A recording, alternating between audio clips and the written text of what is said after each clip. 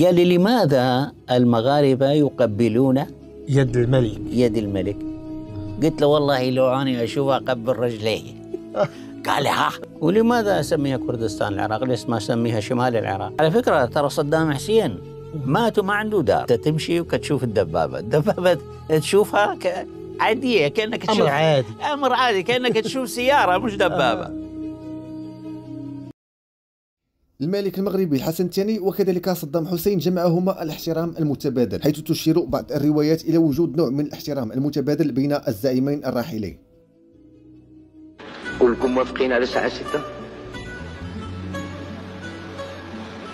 أخ صدام. جلالة الملك، لكن من نقول الساعة 6 يعني الحضور هنا الساعة 6. الحضور هنا إذا كان ابتداء الساعة 6 لازم يكون هنا في 45. لازم التحرك من مكاناتنا يكون قبل الساعة 6 حتى الحضور يكون الساعة 6 والاجتماع يكون فعليا الساعة 6. بموافقتكم نتفق على أنه الساعة 6 نغلق الأبواب واللي ما جاش في الوقت ما يدخلش معنا. متفقين الساعة 6 وإحنا جالسين في القاعة إن شاء الله. طيب، رفعت الجلسة. بحيث وصف الملك الحسن الثاني صدام حسين في أحد تجمعاته بأن قال: إذا قال لك عن صدام في الصخيرات، أنا رايح أخذني وزير الخارجية في حين كنت حامل رسالة إلى من صدام، وكان هو في الصخيرات، كان الدنيا صيف، قصر الصخيرات على المحيط الأطلسي، فأخذ يتحدث لي عن الرئيس صدام. والله وبالله أخ أحمد قال لي: يا لطيف، الأخ صدام إذا حضر مؤتمرات القمة أو شيء من هالقبيل يقول لي وكأن عروسنا الطير، بهذه العبارة والله وبالله. الملك الحسن اللي هو حقيقة يعني معتد كثيرا، تعرف ملك المغرب مو قليل، يقول لي كأن على رؤوسنا الطير، ولم يستثني نفسه. الملك الحسن الثاني غيلعب واحد الدور دبلوماسي كبير في محاولة لحل الأزمات العربية، ويحاول التوسط في المنازعات التي كان صدام حسين طرفا فيها في محاولة منه لإيجاد حل سلمي لأزمات كبرى مثل أزمة غزو الكويت. أن الحرب المقيتة المبغوضة بين العرب هي الآن قد قارب أوانها، بل أصبحنا نسمع دقات طبولها. كما كانت الأجهزة الأمنية المغربية قوية في العالم العربي، وقد كشفت بعض المحاولات التي قام بها حزب البعث العراقي لدعم بعض الشخصيات والأحزاب المغربية. أما على مستوى نقاط الاختلاف والتوتر، فموقف الحسن الثاني من غزو الكويت على الرغم من محاولة الوساطة، فإن الملك الحسن الثاني لم ينحاز أبدا إلى العراق في أزمة غزو الكويت، بل دعا إلى السلم والتعقل، وتوقع أن هذه الحرب سوف تذهب بالأخضر واليابس. ولا يمكن في أي حال من الأحوال، والتاريخ البعيد والقريب يدل على ذلك، لا يمكن للعراق أن تشطب بشرة قلم على الدولة الكويتية لتصبحها عمالة من عمالتها. هذا الصحفي هذا كان خدام مع صدام حسين، وجمعته لقاءات كثيرة مع الملك المغربي الراحل الحسن الثاني، وغادي يحكي لنا عدة قصص وطرائف عن العلاقات ما بين صدام حسين والملك الحسن الثاني. دخلت المغرب في عام 1983 بصفة مراسل صحفي في مجلة مرآة الأمة الكويتية، وقعدت عامين 83 و84، ثم رجعت إلى مقر عملي في دولة الكويت بمجلة مرآة الأمة، ثم جئت مرة أخرى إلى المغرب في 86 و87 أيضا مراسل صحفي لمجلة مرآة الأمة، بالإضافة إلى مجلة أخرى اللي هي عالم السياحة والطيران التابعة للخطوط الجوية الكويتية. بعدها رجعت إلى الكويت حتى أحداث عام 90، ثم رجعت إلى العراق. التحقت بجريدة الجمهورية التابعة إلى وزارة الإعلام العراقية، عملت بها كمصور صحفي وليس محرر، مصور صحفي في جريدة الجمهورية العراقية حتى عام 1995. في 95 طلبت أن أكون مراسل صحفي إلى المغرب لجريدة الجمهورية بحكم عندي دراية بالساحة الصحفية المغربية، وكذلك أن زوجتي مغربية والمغرب يعتبر بلدي الثاني. واخا قبل الخوض في الموضوع نجيو دقة بدقة. أنا عندي مصادر تقول بأنك كنت رافض تدخل للمغرب. نعم. السبب؟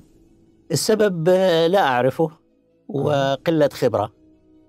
إنه في من طلع اسمي مراسل صحفي إلى المغرب رفضت، قلت أنا أريد العراق، طالما أنا بالكويت أريد أكون مراسل للمجلة في العراق. فمدير التحرير قال لي يا ابني يعني حاول أن تروح، أنت صحفي لازم تتعرف على العالم، تتعرف على ثقافات العالم، فما يمكنش أنت عراقي وترجع إلى العراق الآن. ماذا تعطينا من العراق؟ بالعكس، أنت روح إلى المغرب، روح إلى أي بلد.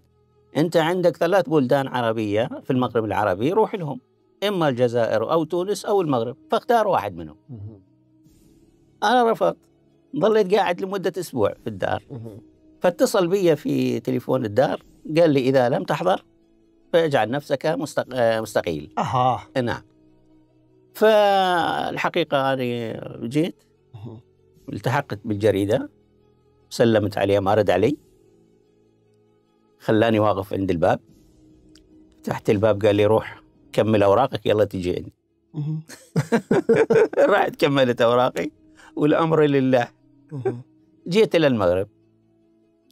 عندما دخلت المغرب دخلت بلد ما أعرفه، لا يعني تقريبا لا ثقافته لا تقاليد طبعا لا يعني لا. إحنا فقط قرينا عليه في المدارس، يعني إنه بلد فلاحي، بلد ينتمي للوطن العربي، قريب من أوروبا، يعني بهذا الشكل. يعني معلومات سطحية جدا يعني.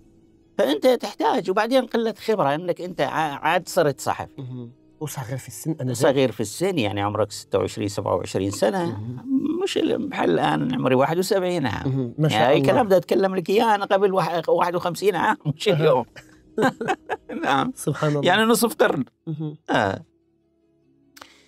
فحبيت المغرب وأهل المغرب وتزوجت من المغرب، ولي في المغرب كثير من المواقف الجميلة والمواقف الصعبة كذلك.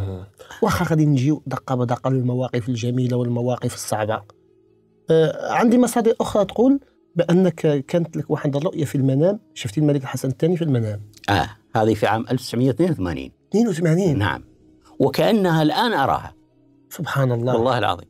كيف؟ كأنها الآن أراها. أنا رأيت الملك الحسن الثاني رحمه الله عندما كنت طالب في المعهد، ورأيت الحسن الثاني عندي في الدار.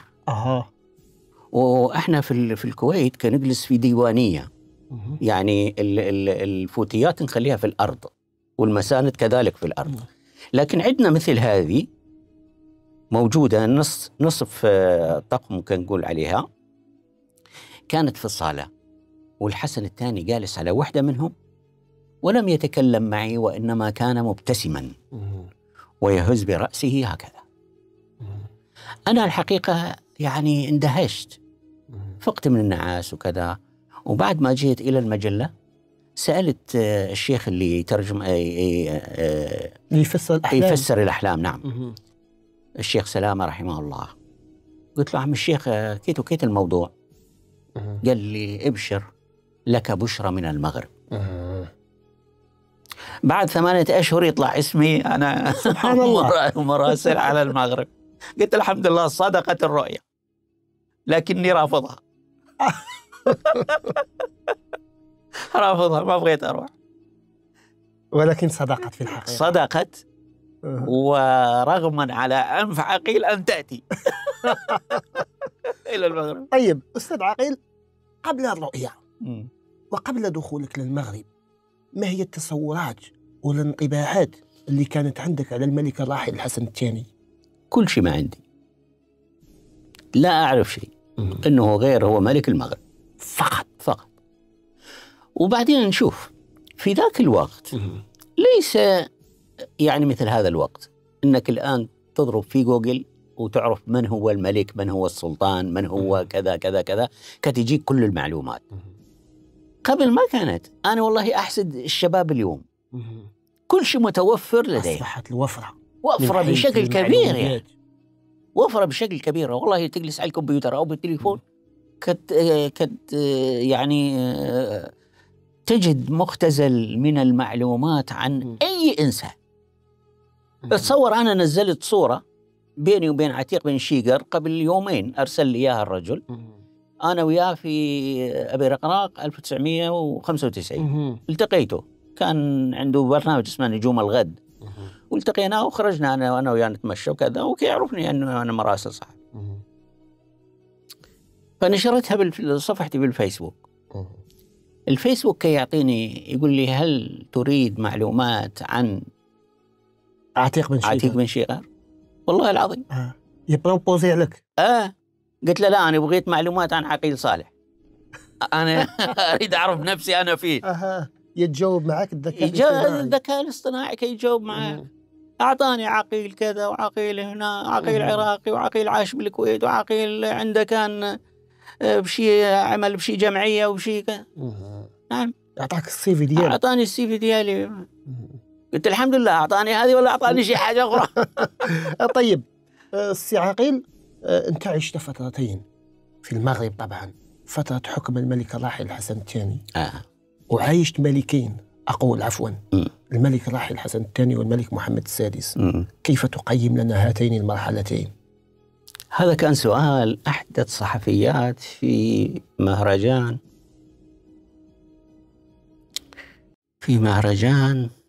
والله نسيته، في العرايش. تابع شي جمعية صحراوية. والجواب؟ احنا كنا على طاولة العشاء، وأنت أتكلم وكذا، واحدة من الصحفيات المغربيات دخلت قالت لي طيب من هو أحسن؟ من هو أحسن أو ماذا تقيم؟ من هو أحسن أو ما كيف تقيم؟ يعني فرق بعجالة. قلت لها يا بنت الناس، ذاك الرجل كان يخدم على المجتمع الدولي لتثبيت المغرب بكل قوة، لأن المغرب احتل من قبل فرنسا ومن قبل إسبانيا، وعمل الوالد محمد الخامس رحمه الله عمل التحرير، وجاءوا بالمغرب وثبتوا الثوابت الوطنية. محمد السادس الله يشافيه والله يطول لنا عمره، خدم عليك أنت، خدم على المواطن المغربي، على التنمية البشرية، قيموا بناء في التنمية وفي التنمية البشرية وفي البنية التحتية. قلت لها أنت تلزمين الشارع من وجدة حتى توصلي أكادير، أنت عندك الطريق السيار. في أي بلدي أكو طريق سيار طوله أكثر من 2000 كيلومتر؟ أبدا ما كاينش. ممكن يكون 100 200 150 300 روح 400 قاع، لكن ما تاخذ بنية تحتية. بنية تحتية ليس فقط الشارع، بنية تحتية أنت كل 20 كيلو كتوقف تجد مقاهي، تجد مطاعم، تجد مساجد، تجد محطات، تجد ملاعب كرة قدم، اللوجستيك موجود، ما عندك مشكلة. هذا على البنية التحتية بالنسبة للطرقات، فما بالك بالمشاريع، الطاقة المتجددة، التنمية في الزراعة، المغرب الأخضر، وزيد على هذا كرة القدم. كرة القدم أكيد مدعومة بشكل كبير، وهو الأب الروحي للاعب المغربي والرياضي الأول. يعني شيء الحقيقة يثلج الصدر، أنك أنت تجد ملك بهذا الوزن، رغم أنه يعني حالته الصحية شوية لا تسمح، لكنه يأبى أن يلتقي بكل اللاعبين ويدعمهم ويتصل بهم هاتفيا، يبدو أنه يتابع. فما بالك بهذا الملك. والله نتمنى لو كان يحكم العراق، مش العراق، بلدان الوطن العربي كله، لأنه هو أمير المؤمنين. قال لي لماذا المغاربة يقبلون يد الملك؟ يد الملك. قلت له والله لو أنا أشوفها أقبل رجليه. قال لي ها. قلت له والله. سبحان الله. قلت له إنك أنت تمشي في كل المغرب ما حد يقول لك فين غادي فين رايح. تفاجأت. من طنجة للقويرة 3600 كيلو ما حد يقول لك فين غادي فين رايح، إذا تركب بالطيارة ولا تركب بالسيارة. قلت لو أني هذه عندي تجربة، مش أنا أسامعها من حد، لكوني ليس صحفي. من رآك من سمع. نعم، لكون أني صحفي فأنا أتحرك بسيارتي ومعايا مصورين ومعايا مساعد مصور وسايق، نجوب الليل والنهار ونشوف البنية التحتية الموجودة في قلت له يا أخي كل مدينة لها لون، كل مدينة لها زي. أنت هنا يا أني، قلت له هنا أخويا وأخوك هو توفى إلى رحمة الله تعالى، وأنا لم أراه ولم أرى أولاده لحد الآن. أولاده كبروا في أحدث العراق. لماذا؟ لكون المنطقة هذه طائفية وإحنا من طائفة أخرى. قلت له هذا ما تقيموا هذا الملك وتقبل يده وتقبل قدميه؟ لم يكن هناك لا طائفة ولا على المذهب المالكي، والحمد لله والشكر لله. طيب أستاذ عقيل، في هذا السياق أنتم تفضلون النظام الملكي أم النظام الجمهوري؟ أو على الصعيد العربي؟ لا شوف ككل. شوف، هو إذا كان رئيس وإذا كان ملك إنك أنت تخدم البلد وتخدم المواطن. اخدمهم سواء كنت أنت جمهوري ولا ملكي. لماذا أنت رئيس وما تخدم الوطن؟ الآن تدري في العراق اللي يحكم في العراق عندنا إحنا 9 من الناس يحكمون العراق يسموهم الإطار. لماذا لا يكون واحد صانع القرار؟ طبعا هو المرجع الأول، وجميع المواطنين اللي موجودين بكل طوائفهم الكل يؤدي التحية للعلم، صح ولا لا؟ الراية أكيد الراية واحدة. لماذا أنا أمر في أي مدينة ألقى راية شكل؟ طيب أعطيك حاجة أخرى مرحبا أقوى من هذه. أعطيك حاجة أقوى من هذه اللي هي أنا مواطن عراقي. العملة غير العملة. إذا قال لك خالد أعطيك حاجة أقوى من العملة قال لي يعطيك العملة. لا أدام أعطيك إياها موجودة. أنا مواطن عراقي. لماذا أنا أدخل في تصريح من أروح إلى شمال العراق؟ هاي لماذا أدخل بتصريح؟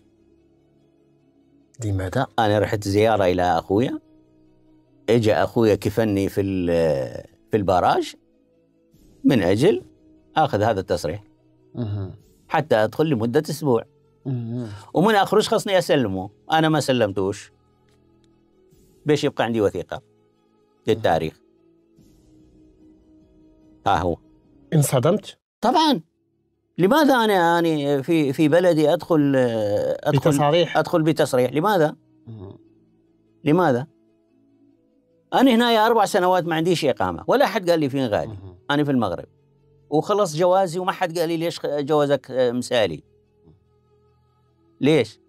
لكون أني أنا مقيم بالمغرب وكل المعلومات موجودة متوفرة، والمخالفة هذه يعني تنتهي بمجرد ما يكون الجواز. بلدي أنا أدخل بتصريح. لماذا؟ هل هو محتال؟ إذا محتال خلينا نقول والله محتال.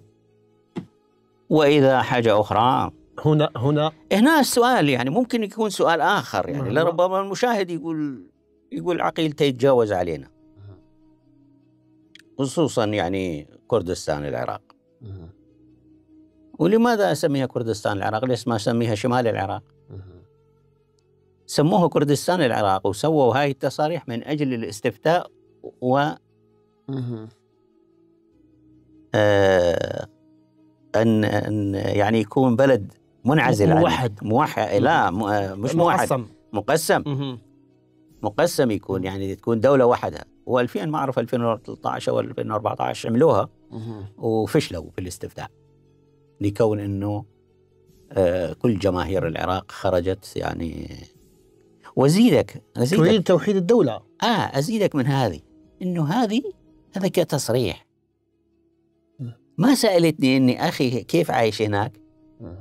أخي عايش هناك ماخذ إقامة كل 6 أشهر يروح يجددها. وهو عايش هو وزوجته وأولاده وأصدقائي وناسي ومعارفي، مو بس أخويا. نعم. لماذا؟ بينما كان العراق عراق موحد، عراق مستقر، عراق لا صوت يعلو فوق صوت لا العراق يعني تاريخه كبير وطويل، و9000 سنة ماشي سهلة.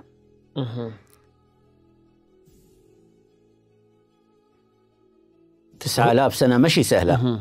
9000 سنة باع طويل يعني. انك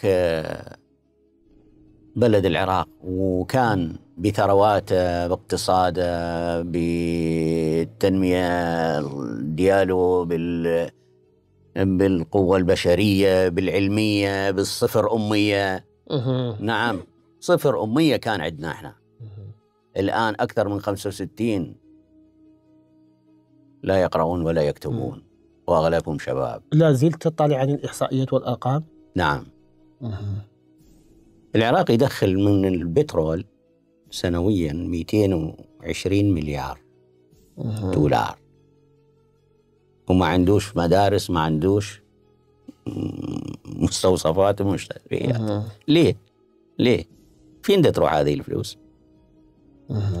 فين دا تروح؟ الحرب ليس فقط في السلاح، أيضا في البنية التحتية، في العيش الكريم، عندك في التعليم عندنا متدهور. الحالة الصحية متدهورة يعني. حتى بعض الصور موجودة في التواصل الاجتماعي جندلها الجبين. والله يا أخويا ايش أقول لك، عندما أرى بعض الإخوان ينشرون يعني فيديوهات القطط والكلاب السائبة في حشاك في الردهات في المستشفيات. لماذا؟ أين تذهب هذه الأموال؟ أين تذهب؟ هذه فقط من البترول. لسه زراعة، لسه صناعة وزراعة تقريبا شبه صفر.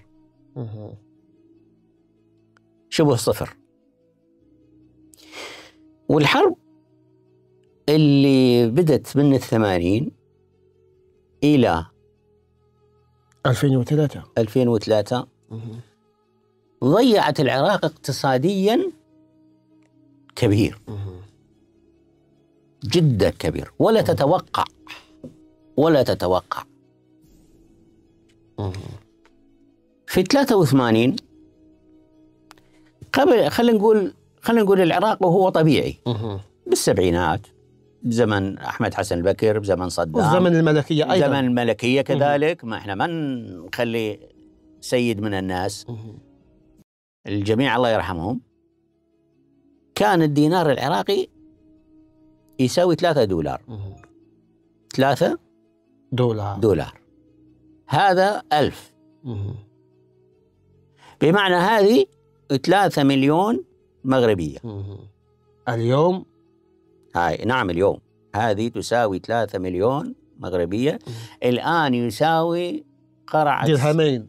الآن يساوي لا 5 دراهم. الآن يساوي 5 دراهم مغربية. هذه 250. هذه 250. هاي ال 250 كانت هي راتبي. كان راتبي 219 يوم اللي تعينت بجريدة الجمهورية بالعراق. 219 يعني أقل من هاي. ربيت أولادي، تزوجت، عشت منها، شريت شقة منها، عادي. دابا هذه تجيب لك هاي القرع. هذه تجيب لك هاي القرعة، تساوي قرعة ماء. يمكن أصغر منها، كان صغيرة. هاي نص لتر، هذيك 4 لتر. شفت الحرب فين وصلتنا؟ طيب أستاذ عاقل، أنت طبعا في عمرك 70 أو 71 سنة، وكنت شاهد على الانقلاب التاريخي اللي تولى فيه الرئيس العراقي صدام حسين سدة الحكم. صف لنا تلك الأجواء. كم كان عمرك آنذاك؟ ذاك الوقت أنا في الكويت. هو سنة 1979. 79 نعم. شهر 7 79 تم تنحي الرئيس أحمد حسن البكر الله يرحمه للنائب صدام حسين، وصعد للسلطة صدام حسين. وصدام حسين هو من يوم اللي كان نائب هو كي يخدم للعراق يعني. على فكرة ترى صدام حسين مات وما عنده دار. ايش كتقول؟ نعم، وبشهادة الأعداء. نعم، بشهادة الأعداء، وموجودة على اليوتيوب. ما عندوش ولا دار وما عندوش ولا دينار. يمكن أنا عندي هذني وهو ما عندوش. السبب لأنه صدام حسين، شوف، كل بناء اللي هو كان يستقبل فيه رؤساء ومؤتمرات وضيوف في العراق من قادة ومن سلاطين ومن ملوك، كلها مسجلة باسم الدولة العراقية، ديوان الرئاسة. نعم، بشهادة الأعداء. أنا ما أعرف ولا بناية ولا قصر في اسم صدام حسين، ولا بناية ولا طابوقة واحدة، ولا طابوقة واحدة. وإن شاء الله أنا ألقي لك الفيديو وصفت لك إياه، موجود على اليوتيوب. وذاك ذاك المعارض كي يقول للصحفي، قال له أنتوا قناة مو فضائية، اطلع سوي استفتاء، سوي آراء، خذ آراء، شوف العهد الصدامي أفضل ولا الآن أفضل. وهو معارض صدام. نعم. شاهد من أهلها. والآن تيشهدوا كثير من شاهد من أهلها. اليوم قبل كان يشهدوا كم واحد، الآن أصبحت الأغلبية الساحقة جدا. حتى الطائفة نفسها اللي تتحكم، الطائفة اللي تتحكم هم ضدهم. طيب السي حسين، عفوا عقيل صالح، نجيو دقة بدقة. سميتوه العهد الصدامي والفترة الأولى من حكم صدام حسين، وانت ديك الساعة كنتي في الكويت. شنو أبرز التغييرات اللي لمسها الشعب العراقي منذ بداية تقلد صدام حسين مناصب الحكم؟ 10 سنوات اللي حكم بها أحمد حسن البكر كان العصر الذهبي للعراق. وصدام حسين إن حبيناه وإن كرهناه في عهده بدأ الحرب.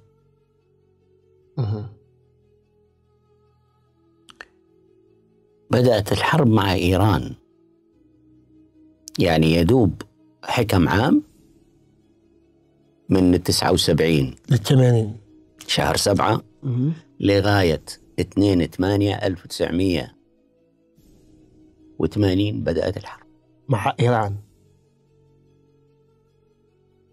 وبدأ الانحطاط الاقتصادي يتراجع شيئا فشيئا، ولكن التنمية والبنية التحتية كانت خدامة، تزدهر حقيقة. أنا أقول لك، لكنه الحرب 8 سنوات أكلت الأخضر واليابس على العراق والعراقيين. العراق قدم به 1,000,000 شهيد،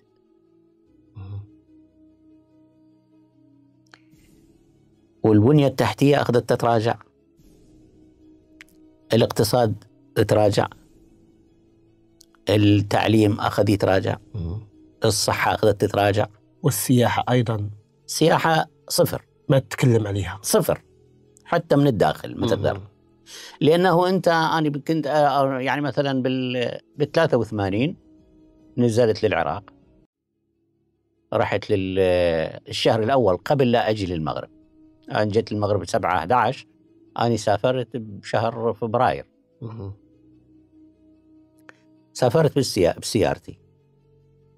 تبدي تمشي بالطريق على 250 كيلو بين البصرة وبين الناصرية، على الجهتين مزروعة دبابات في الأرض. أنت تمشي وكتشوف الدبابة تشوفها عادية، كأنك تشوف أمر عادي، كأنك تشوف سيارة مش دبابة. عرفت؟ ولفته. أنا أول مرة أشوفها، بس أنا الكون خدمت عسكرية في 1973 وتسرحت بال76، عشت هذيك الأجواء. يعني دبابة أشوفها عادية، ولكن بعد ذلك حتى الشعب العراقي أصبح يشوف الدبابة عادي أصلا. لا هو أزيدك، هم صاروا يعرفوا الصوت مالت إذا كان دبابة وإذا كان شيرويدة انفجرت، يعرفوا هذه قنبلة، هذه لا هذه. عرفت؟ الحرب دامت 8 سنوات. 8 سنوات. بعدها كتجي غزو الكويت. جايك. خلينا مثل ما تقول دقة. وقفت الحرب. العرس اللي صار في الخليج لانتصار العراق على إيران لا يصدق. نعم، الناس فرحانة لأن حتى دول الخليج تأثرت. أكيد. يعني خلينا من الاقتصاد، الناس ما مرتاحة. يعني الكويت صغيرة، يعني احنا كنا نوقف على البحر نسمع صوت المدافع. أنا ده كنت في الكويت. نعم، نسمع صوت المدافع. فمن صارت الأمور يعني تم النصر وعادت الحياة الطبيعية والأفراح لمدة سنة في بغداد مستمرة في العراق، وعلى أساس كان شهر طلع صدام حسين تنتشي بالانتصار العراقي. نعم، كان الشعب العراقي ينتشي بالانتصار العراقي. نعم طبعا، وفعلا هو خلينا نقول انتصار. يعني أما هو الدولتين هي راحت اقتصاديا، لكن من وقفة نقول انتصار. هذا الانتصار المفروض يعني انتصار معنوي. اي معنوي. المفروض يعني يبني عليه آمال أخرى. ما تبني عليه آمال أخرى انك تدخل الكويت، مخزية انك تدخل الكويت.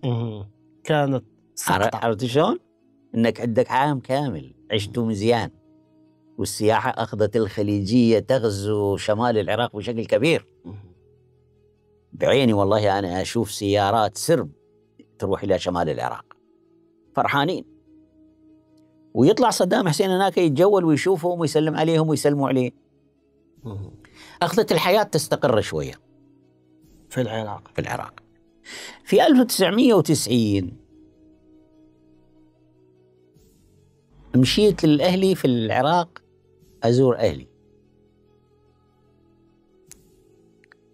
وأنا جاي في الطريق بيني وبين الكويت، يعني مقر قصدي بين بغداد وبين الكويت تقريبا شيء 800 كيلو يعني، وحدود. أسمع بالراديو أنه كاينة مشاكل، كاينة بين الكويت والعراق. كاين توتر، كاينة مساجات يعني. حقيقة ما كنا نتوقع أنه يعني صدام حسين يدخل الكويت، ما كنا نتوقع.